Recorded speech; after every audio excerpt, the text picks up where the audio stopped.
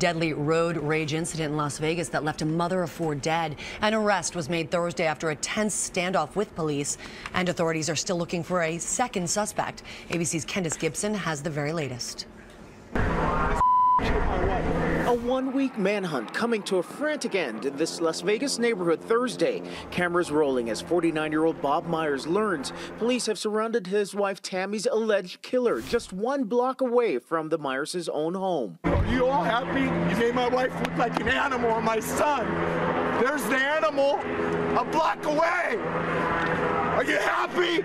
Dozens of officers armed to the teeth surrounding the home of Erich Nowsch. Nowsch's mother on the phone with her son screaming at reporters and busting past police barriers to get to her home. Please!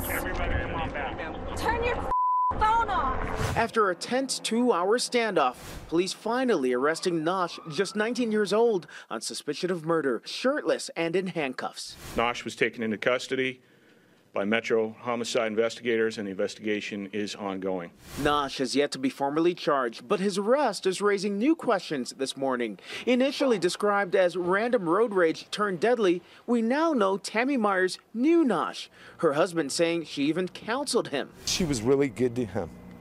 She fed him, she gave him money. Police say they only learned of the Meyers' personal connection to Nowsch hours before the standoff. And when asked why he didn't go public with the information earlier, Bob Meyers had this to say. I couldn't tell you this before. He knew where I lived. Nowsch's arrest just the latest twist in this bizarre and ever-changing case. Initially, police said Meyers, a mother of 4, was shot as the result of random road rage while teaching her teenage daughter how to drive. Later, authorities revealed she went home after the encounter, rounding up her oldest son, Brandon, who grabbed a gun and then helped his mom track down the driver. That's when the suspect allegedly followed them home and shot Tammy in her driveway. This morning, police say they're still looking for a second suspect. While they believe Nowsch pulled the trigger, they still aren't sure who was driving that car.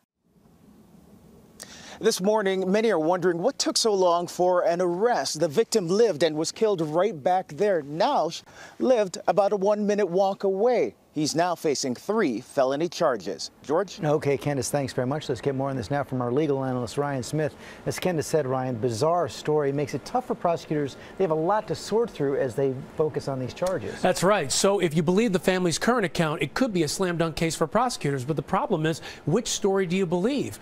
Because when they're in their current account, they're driving around the neighborhood, they come upon these folks, these potential suspects. Then they leave. In that sense, prosecutors will say they're de-escalating. Then the suspects follow them to their home and open fire. That would point to the suspects being the responsible parties and the others trying to de-escalate. One of the things we're going to be looking for, of course, would be, does Nowsch claim that he was firing in self-defense? Well, that's going to be tough to prove because under their current story, they're saying he followed them home and then opened fire. So where's the threat? He would have to claim that there was some sort of imminent threat that was deadly and he was trying to fend that off with equal force, and he wouldn't be able to show that. But there's so many unanswered questions here. If they knew this guy and they knew he was bad news, why not call the police? Why not call 911? Take yourself out of that situation, and that's going to make this case much harder for prosecutors. Right. In the meantime, another possible suspect may be on the loose. Ryan, thanks very much. Sure.